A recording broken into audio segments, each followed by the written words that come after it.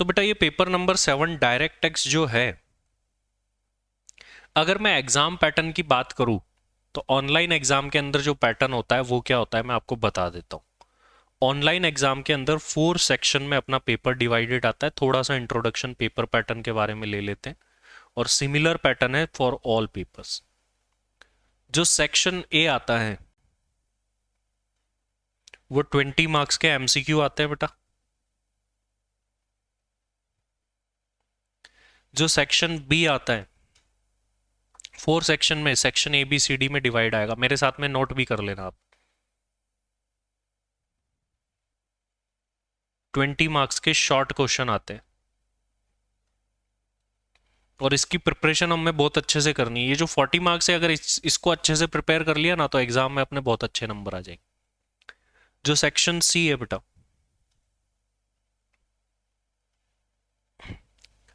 वो आता है आपका 50 मार्क्स का डिस्क्रिप्टिव।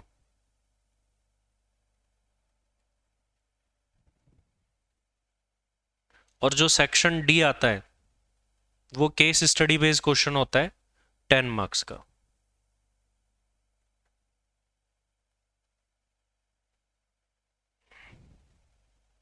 ये केस स्टडी बेस्ड आता है। तो इस तरीके से 4 पार्ट में जो है अपना डिवाइड होकर के आता है सिलेबस, क्वेश्चन पेपर।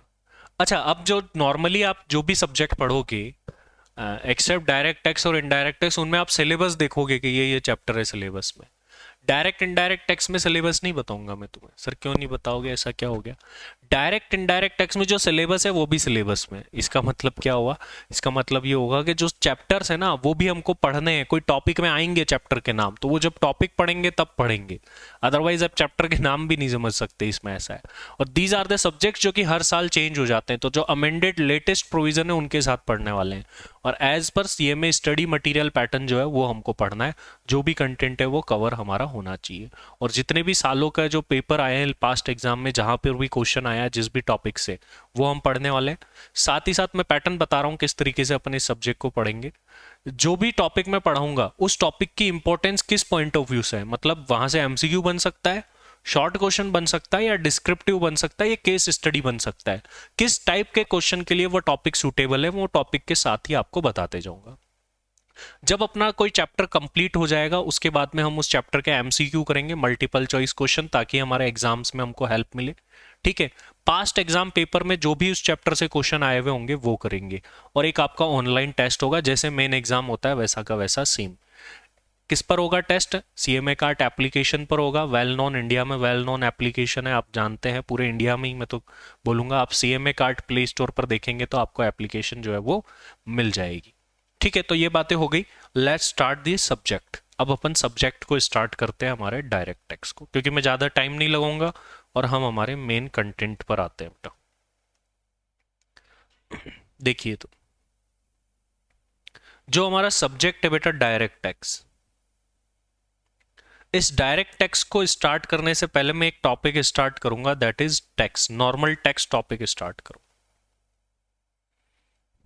तो सबसे पहला सवाल तो यही आता है, जो एक जनरल सवाल है, चाहे डायरेक्ट टैक्स पढ़े या इनडायरेक्ट टैक्स पढ़े, दोनों में ये कॉमन सवाल है। What is tax? साथ साथ में आप नोट भी करते रहना बेटा इसको, और नोट्स आपको मिलेंगी। ठीक है, नोट्स मिलेंगे आपको, लेकिन नोट भी करना है, ध्यान रखें। ठीक है, जो मेरी बुक मिलेगी आपको वो तो मिलेगी ही मिलेगी, साथ साथ में नोटिंग भी करनी है। दोनों तरीके से नोटिंग करने से होता है क्या है, साथ साथ में लर्न हो जाता है, याद हो जाता है, आप ही का फायदा होता है ना।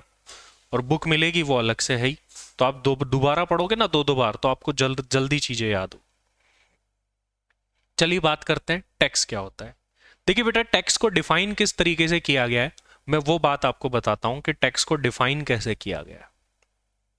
अगर मैं इसकी डेफिनेशन लिखूं बेटा, तो बोला गया है टैक्स इज अ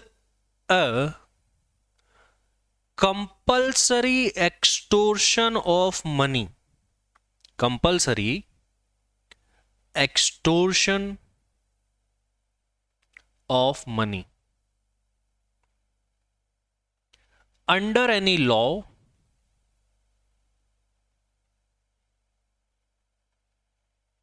और स्टेट टू। अच्छा, एक और चीज जोड़ दो, बाय गवर्नमेंट। देखो सिंप्लीफाइड करता हूं, पहले मैं इस लाइन को है ना कुछ पार्ट्स में बांट रहा हूं, बड़े ध्यान से सुनिएगा, है ना। कुछ पार्ट्स में मैं बांटता हूं इस लाइन को। हम हमारे सब्जेक्ट पर आ गए। पहले थोड़ा बहुत आपको लग सकता है कि ये सब्जेक्ट लगा रही है तो थियोरटिकल है, बिलीव मी इससे ज्यादा प्रैक्टिकल कुछ भी नहीं है। ठीक है, आपकी जनरल लाइफ में जो भी चीजें काम आती है, आने वाली 5 से 6 क्लास में टैक्स निकालना सिखा दूंगा, बस मेरे साथ साथ आपको चलना है। टैक्स निकाल करके आप बता दोगे, आपके घर पे जाके इनकम पूछ के टैक्स निकाल के बता दोगे, बस मेरे साथ साथ प्रॉपरली वर्किंग के साथ में चलना है। ऐसे नहीं ऑल इन वन कॉपी बना रखी जैसे पासबुक आया करती थी पहले, सारे सब्जेक्ट एक ही कॉपी में चल रहे हैं, रफ कॉपी में, ऐसा बिल्कुल नहीं करना। एक्सक्लूसिवली आपको कॉपी मेंटेन करनी है, मेरे साथ साथ आप चलोगे तो आपको टैक्स निकालना आने वाली 5 से 6 क्लासेस में मैं सिखा दूंगा। इसी के साथ साथ ये जो बेसिक्स, इस चैप्टर को मैं अगर नाम देना चाहूं तो बेसिक्स ऑफ इनकम टैक्स नाम दे सकता हूं मैं इस चैप्टर को। इसी के साथ साथ मैं एक और चैप्टर कवर करूंगा रिटर्न ऑफ इनकम का आपका, तो बेसिक्स में ही 2 चैप्टर मैं आपके कवर कर दूंगा। ठीक है, बुक में एक ही चैप्टर है लेकिन 2 चैप्टर मैं इसमें कवर करूंगा क्योंकि दोनों बेसिक है। इनकम टैक्स रिटर्न किसे भरना होता है, कब तक भरना होता है, क्या क्या कमियां है, लूप होल्स कहाँ कहाँ पर है इनकम टैक्स के अंदर, सारी चीजें मैं आपको बताने वाला हूँ। बस मेरे साथ साथ जो मैं कहता जाऊं वैसे वैसे आपको चलना है, एक्स्ट्रा कुछ नहीं सोचना। जो भी आपका सवाल है जरूर से पूछना है साथ साथ। अगर इस डेफिनेशन के टुकड़े करें तो क्या निकलता है, टैक्स क्या है, तो पहली बात निकलती है सर हमें जो दिखी वो निकलती है compulsory extortion of money. Starting में थोड़े बहुत थियोरटिकल टॉपिक आएंगे, ये बेस मजबूत करने के लिए। जब ये सीख गए ना तो फटाफट प्रैक्टिकल में करोगे तो फिर कंपल्सरी एक्सटोर्शन तो है ही है साथ साथ साथ।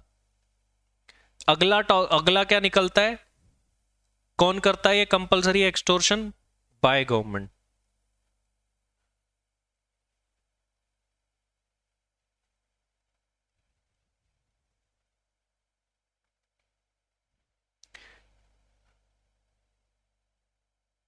ऑफ मनी भी जोड़ देते हैं इसमें, है ना, ताकि मैं और इसको पूरी डेफिनेशन को ही आपको टुकड़े करके बता पाऊं।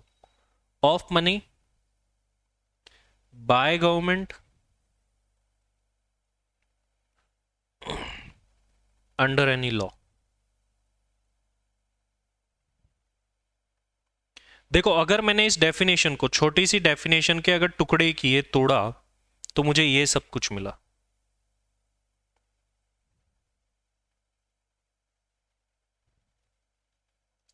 चार चीजें इसके अंदर दिखी आपको, 4 टुकड़े दिखे एक तरीके से। टैक्स क्या है, टैक्स वो पैसा है जो कि हमसे कंपलसरीली लिया जाता है, ऑप्शनल नहीं है कि यार मेरा मन नहीं है मैं तो टैक्स नहीं भर रहा। ठीक है, ऐसा नहीं है, आपके मन के ऊपर नहीं चलेगा भाई। आपको टैक्स भरने का मतलब भरने का, कोई ऑप्शन नहीं है आपके पास में। गवर्नमेंट ने बोला भाई कि टैक्स तुमको भरने का मतलब भरने का ही, आगे कोई ऑप्शन नहीं है तुम्हारे पास। तो पहली बात निकल के आती है, टैक्स वो पैसा है जो कि कंपलसरी एक्सटोर्शन होता है। मैंने ऑफ मनी यहां पर लिखा था तो यहां से हटा देता हूं क्योंकि मैंने नेक्स्ट लाइन में भी उसको ले लिया अलग से। क्यों लिया उसका रीजन बताता हूं। कंपलसरी एक्सटोर्शन तो है, ऑफ मनी क्यों लिया, गवर्नमेंट तुमसे टैक्स लेने आई सरकार, ठीक है, सरकार ने बोला रामू टैक्स जमा कराओ। आप बोली सरकार हमारे पास में पैसे ही नहीं है, कहां से जमा कराए, देखो घर में कुछ भी नहीं पड़ा है। ठीक है, ऐसे गरीब बन गया कोई टैक्स पेयर। ठीक है, बोला सर पैसे ही नहीं है, कहां से जमा कराए, एक काम करो ये गेहूं की बोरी पड़ी है मेरे पास, ये ले जाओ। अच्छा ये मेरी घड़ी, ये देखो ये ले जाओ। अच्छा ये मेरा मोबाइल फोन है, ये ले जाओ ना सर, अभी नहीं है मेरे पास पैसे। क्या ऐसा किया जा सकता है, क्या ऐसा किया जा सकता है? आंसर इज नो, ऐसा नहीं किया जा सकता। आपको टैक्स मनी के फॉर्म में भरना है, पैसा देना है, पैसा। ऐसे नहीं होगा कि पैसे नहीं है तो कुछ और दे दो sir.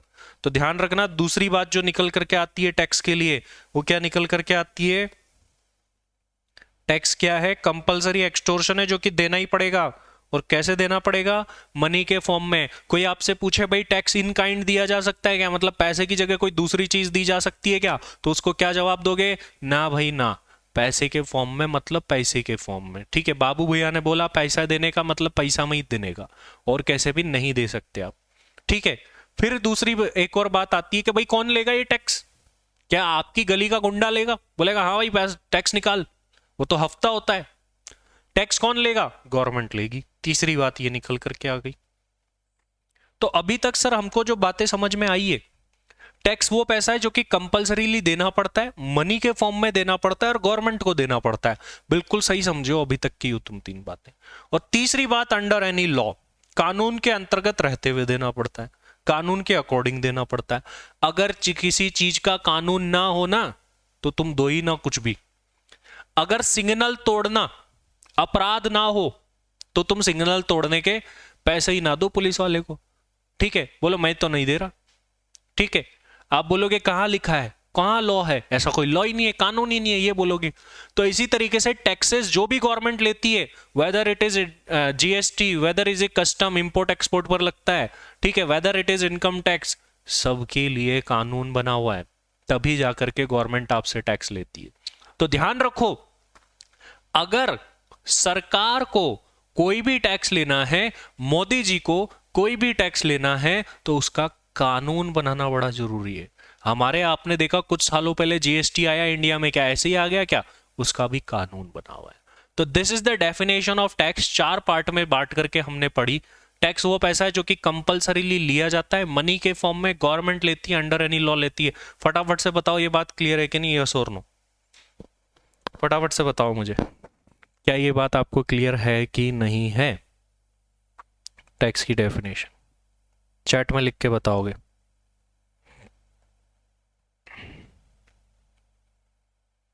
Very good.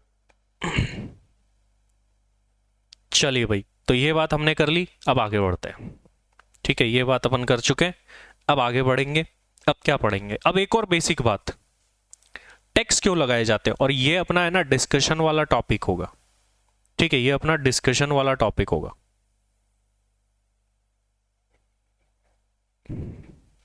Why tax is charged.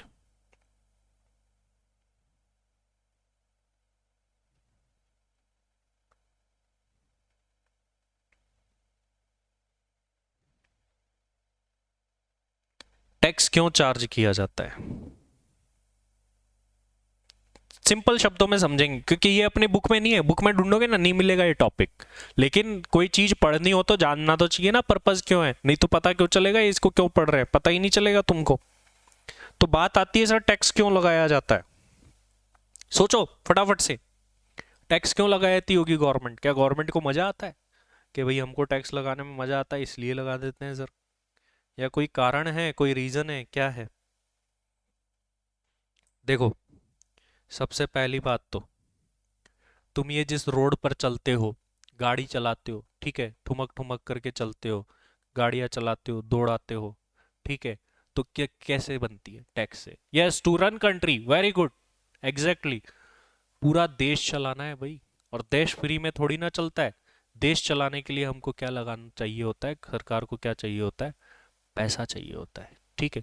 अगर पैसा नहीं होगा तो देश नहीं चलेगा, ठीक है। तो सबसे पहली बात, अगर सिंपल शब्दों में अपन बोले तो टैक्स क्यों लिया जाता है, ये आप लिख सकते हैं सिंपल शब्दों में, मैं जो लिखवा रहा हूं, for infrastructural development.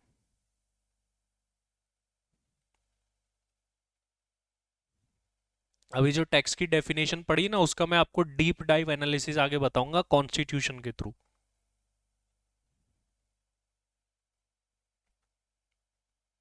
Infrastructure development, bridge बनाना है, डैम बनाना है, रोड बनाने हैं, रोड, ब्रिज, डैम, इन सब के लिए चाहिए भाई सबसे पहला।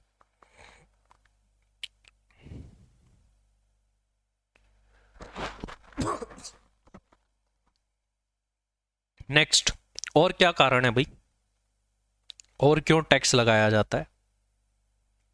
आप, गवर्नमेंट के हॉस्पिटल होते हैं, एजुकेशनल इंस्टीट्यूशंस होते हैं, स्कूल्स वगैरह होती है, उसके लिए हॉस्पिटल, स्कूल फैसिलिटीज। ठीक है। और क्या क्या कारण हो सकते हैं जिसके लिए गवर्नमेंट टैक्स लगाती है? और क्या कारण हो सकते हैं जिसके लिए गवर्नमेंट टैक्स लगाती है? देखो एक बात बताता हूं तुमको, बड़ा इंपॉर्टेंट और अच्छा पॉइंट है, फिर मुझे बताना क्या ये पॉइंट सही था। कुछ एक्सटेंट तक ही सही होगा, है ना। To reduce income in equalities.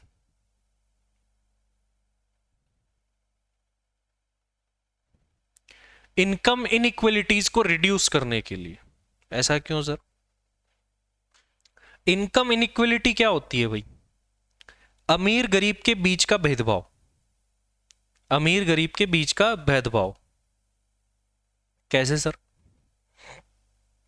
आप देखोगे तो जो गरीब लोग हैं और जो अमीर लोग हैं, गवर्नमेंट क्या करती है, अपनी स्कीम्स लेके आती है। जैसे एक बच्चे ने बोला, वेरी गुड। गवर्नमेंट अपनी स्कीम्स के थ्रू खाने पीने की चीज़ें, आटा, दाल, चावल, वो गरीब लोगों तक प्रोवाइड कराती है। क्या गवर्नमेंट कहाँ से लाती है भाई? गवर्नमेंट खरीद के लाती है उनको किसानों से, देन प्रोवाइड कराती है। गवर्नमेंट कहाँ से खरीदेगी? टैक्स के पैसे से खरीदी की चीज़ें। अब एक चीज़ समझना बेटा, चीज़ समझना, है ना। गवर्नमेंट क्या करती है?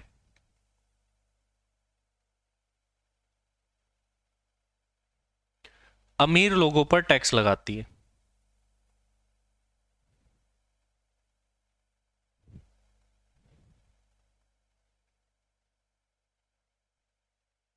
ठीक है, इसको अगर मैं दूसरे शब्दों में बोलूं, रिच पीपल पर ज्यादा टैक्स लगता है या पुअर पर? बताओ मुझे। रिच पीपल पर ज्यादा टैक्स लगता है कि पुअर पीपल पर? फटाफट से बताओ मुझे। रिच और पुअर बड़े आसानी से बता सकते हो तुम।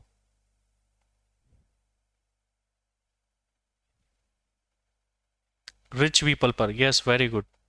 ठीक है, रिच पीपल से गवर्नमेंट टैक्स लेती है। रिच पीपल से गवर्नमेंट ने लिया टैक्स, ठीक है।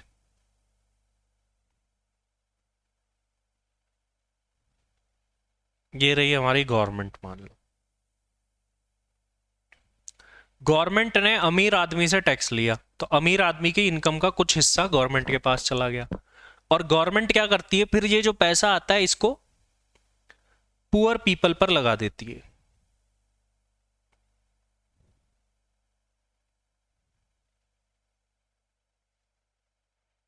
पुअर पीपल पर लगा देती है। अमीर और रिच पीपल से लेती है और पुअर पीपल पर लगा देती है। तो एक तरीके से देखो, जो इनकम थी अमीर की, वो गवर्नमेंट के थ्रू किधर चली गई? गरीब। गरीब लोगों में कैसे लगाती है? उनको आपने देखा हो तो जो बीपीएल परिवार होते हैं या गांवों में, उनको क्या दिया जाता है? कैरोसिन दिया जाता है, चावल दिया जाता है, आटा दिया जाता है, गेहूं दिया जाता है, फ्री ऑफ कॉस्ट या 1-2 रुपए केजी में दे दिया जाता है। तो बाकी का पैसा गवर्नमेंट खरीद के लाती है ना, चीजें उनको देती है। वो कहाँ से लाती है पैसा? रिच पीपल से लाती है। तो बताओ ये पॉइंट क्लियर है कि नहीं? इनकम इनइक्वलिटी कैसे दूर हुई? अमीर लोगों से पैसा गरीब लोगों की तरफ गया। तो दिस इज द रीजन कि इनकम इनइक्वलिटी दूर होती है जिससे। बताइए क्लियर है कि नहीं फटाफट से ये पॉइंट, यस और नो। इसके अलावा भी बहुत सारे पॉइंट आएंगे। मतलब this is the basic thing, basic point था ये। ठीक है, और भी पॉइंट्स आएंगे, अपन उन पर बात करते रहेंगे। ये एक बेसिक रीजन था। ठीक है, टैक्स लगाने के और भी बहुत सारे कारण हैं जिनको आप धीरे धीरे मेरे साथ में सीखते जाओगे। ठीक है, ये होपफुली आपने मेरे साथ में नोट कर लिए होंगे। ये 3 पॉइंट आपको नोट कर लेने। और भी चीजें होगी जब इनडायरेक्ट टैक्स पढ़ेंगे ना अपन, वहां पर और डिटेल में बात करूंगा।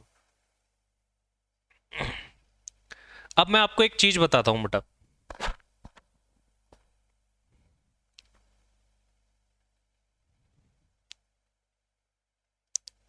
क्या है सर वो चीज? अब ये एक बात लिखी हुई थी यहां पर लास्ट में, अंडर एनी लॉ। अब मैं आपको है ना एक कॉन्स्टिट्यूशनल पॉइंट बता रहा हूं।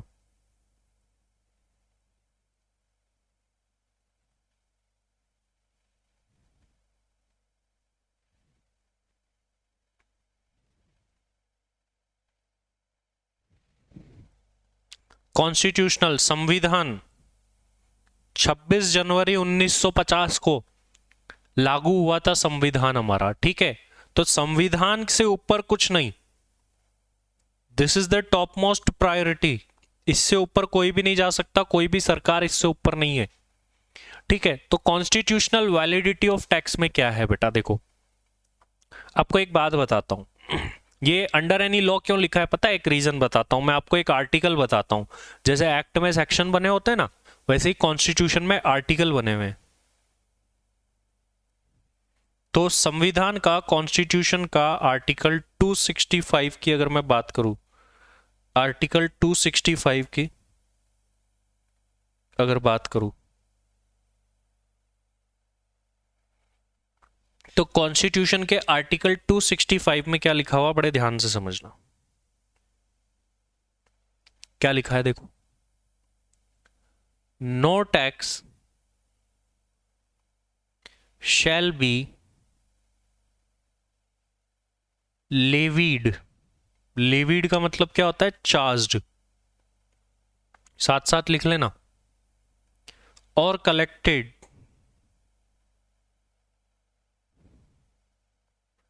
एक्सेप्ट एनी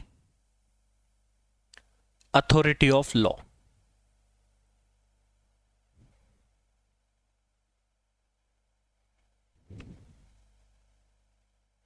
ठीक है, अब इस बात को देखो ध्यान से समझना, इसमें क्या क्या पॉइंट निकल करके आए, ठीक है।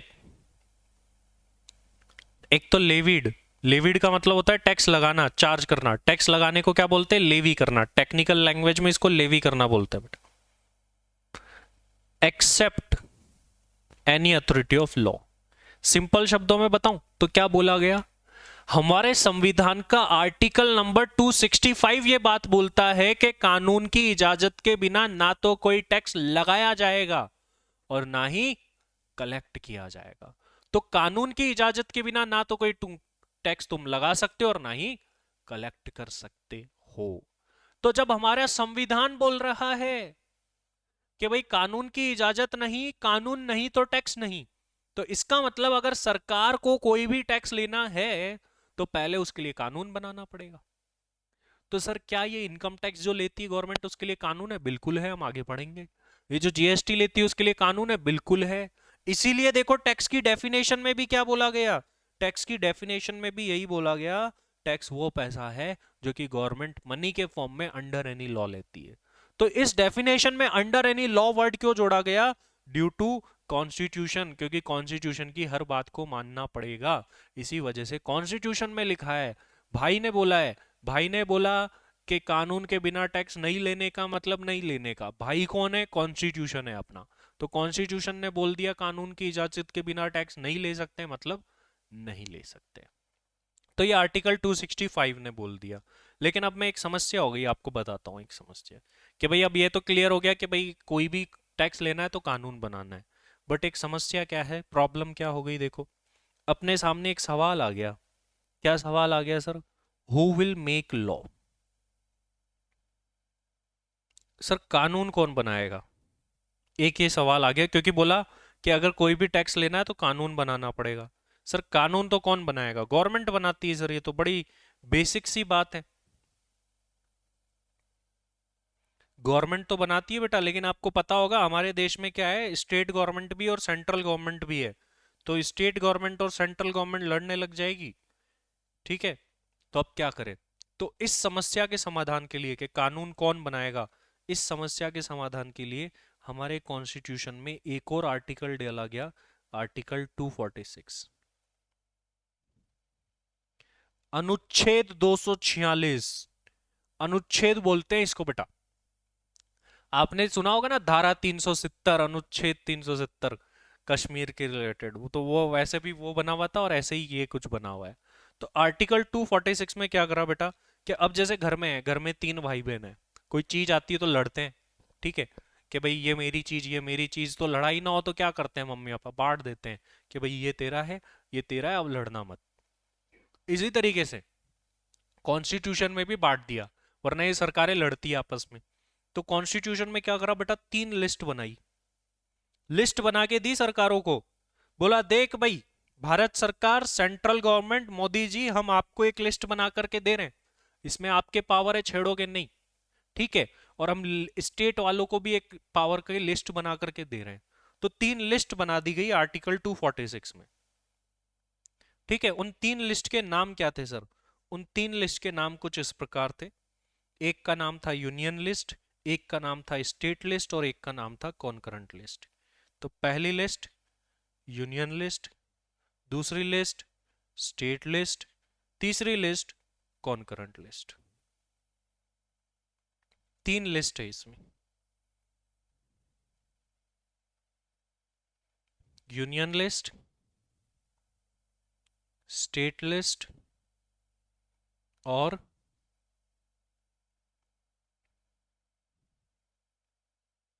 कॉन्करेंट लिस्ट, ठीक है। ये 3 लिस्ट जो है बना दी गई। अब यूनियन लिस्ट में क्या करा पता है तुमको? यूनियन लिस्ट में एक बहुत सारी पावर्स की लिस्ट बना दी गई नाम लिख करके, और ये सारी यूनियन लिस्ट में जिस जिस चीज का नाम आया वो पावर किसको गई? Power to central government, Bharat सरकार को चली गई। तो यूनियन लिस्ट में जिस चीज का नाम है उस चीज से रिलेटेड कानून कौन बनाएगा, लॉ कौन बनाएगा? भारत सरकार। टेंशन खत्म। अब लड़ेगी नहीं भारत सरकार, क्योंकि भारत सरकार कभी भी लड़ेगी तो स्टेट गवर्नमेंट से लड़ लिया मान लो, तो स्टेट गवर्नमेंट बोलेगी देख तो भाई तुम्हारी यूनियन लिस्ट चेक कर ले, तेरी यूनियन लिस्ट में अगर इस लॉ का, इस चीज का पावर है तो वो तेरा, और नहीं है तो फिर स्टेट लिस्ट चेक करते हैं। स्टेट लिस्ट में नाम से ही पता चल रहा है, स्टेट लिस्ट में जिस जिस चीज का पावर, जिस जिस चीज का नाम आया उसकी पावर किसको गई? स्टेट गवर्नमेंट को गई, राज्य सरकारों को गई। तो ये सब चीजें कनेक्ट होगी धीरे धीरे, ध्यान रखना। अभी अब अपन को पता चल गया भाई टैक्स लेना है तो कानून बनाना है, इनकम टैक्स अभी पढ़ेंगे अपन धीरे धीरे। तो अब तुम सोचो और मुझे बताओ एक बात सोच करके कि ये जो इनकम टैक्स है ये कौन सी लिस्ट में होगा तीनों में से? बताओ मुझे। और कॉन्करेंट में बोला कभी कभी तुमको मिल बैठ के मिक्स काम भी करना पड़ेगा। तुम मुझे एक बात बताओ भाई, फटाफट से, ऐसे मत करो, इनकम टैक्स की पावर कौन सी लिस्ट में है तीनों में से? इनकम टैक्स की पावर कौन सी लिस्ट में होनी चाहिए बताओ? यूनियन में, स्टेट में, या कॉन्करेंट में? पहले बताओ इनकम टैक्स लगाता कौन है, राज्य सरकार है या भारत सरकार? इनकम टैक्स कौन लगाता है? तो मैं आपको बता देता हूं बेटा, आपको पता ना हो तो, इनकम टैक्स है ना भारत सरकार लगाती है, सेंट्रल गवर्नमेंट लगाती है। तो अब बता दो, अब बता दो ये सोच के कि कौन सी लिस्ट में होगा। जब बताओ भारत सरकार, सेंट्रल गवर्नमेंट इनकम टैक्स लगाती है, तो इनकम टैक्स कौन सी लिस्ट के अंदर होगा? इनकम टैक्स की पावर कौन सी लिस्ट से मिलती होगी? फटाफट से मुझे बेटा ये बात बताओ कि इनकम टैक्स की पावर कौन सी लिस्ट से मिलती होगी? From which list power of income tax should be given? And yes you are right, income tax की पावर यूनियन लिस्ट के अंदर है। इनकम टैक्स की पावर यूनियन लिस्ट के अंदर। देखो खुद को कनेक्शन बैठना चाहिए, मैंने आपको बताया नहीं कहां होगी, लेकिन आपने कंसेप्ट जब समझ लिया तो माइंड ऑटोमेटिकली काम करने लगा। अच्छा सेंट्रल गवर्नमेंट लगाती होगी, सेंट्रल गवर्नमेंट को तो यूनियन लिस्ट से रिलेटेड पावर है, तुमने खुद बता दिया। देखो इनकम टैक्स की पावर किस में होगी? यूनियन लिस्ट में होगी। अब यूनियन लिस्ट में क्या है, बहुत सारी एंट्रीज डली हुई है, 1 नंबर, 2 नंबर, 3 नंबर, 4 नंबर, ठीक है। तो सर यूनियन लिस्ट में भी कौन से नंबर पर आती है? इसमें एक एंट्री नंबर आता है, बताऊंगा मैं आपको, ठीक है। स्टेट लिस्ट में क्या आता है, कौन करंट में क्या आता है, सारी बातें अपन बात करेंगे, लेकिन इस क्लास में मैं इतना ही बता रहा हूँ, आगे नहीं जा रहा। अभी तक की बातों को एक बार समराइज करता हूँ। हमने सब्जेक्ट के बारे में समझ लिया कि हमारा सब्जेक्ट क्या होने वाला है, कौन कौन से सब्जेक्ट आप मेरे साथ में पढ़ने वाले हैं, ये हमने जान लिया। पेपर पैटर्न कैसा आता है ये हमने जान लिया। टैक्स क्या होता है एक बेसिक सी बात हमने जान ली, ठीक है। टैक्स क्यों लगाए जाते हैं ये बेसिक सी बात हमने जान ली, ठीक है। उसके बाद में हमने एक चीज और देखी कि ये अंडर एनी लॉ क्यों लिखा, तो मैं आपको कॉन्स्टिट्यूशन में लेके गया, संविधान में, और उसका कारण बताया कि और।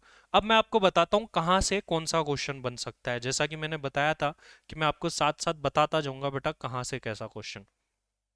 तो देखो बाकी की बातें तो समझने के लिए थी, आप यहां तक पहुंच पाओ। ये जो कॉन्स्टिट्यूशन वाला पॉइंट है ना बेटा, यहां से एमसीक्यू और शॉर्ट क्वेश्चन बन सकते हैं।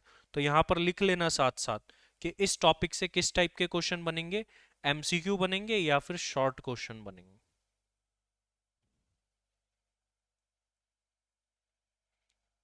ठीक है, तो बताइए बेटा, यहां तक कि आज की क्लास की सारे बातें क्लियर है कि नहीं, और मजा आया कि नहीं आज की सारी बातों में? फटाफट से मुझे बताओ, यस और नो। फिर मैं क्लास एंड करूंगा और नेक्स्ट क्लास आपकी होगी। बहुत बढ़िया, बहुत बढ़िया।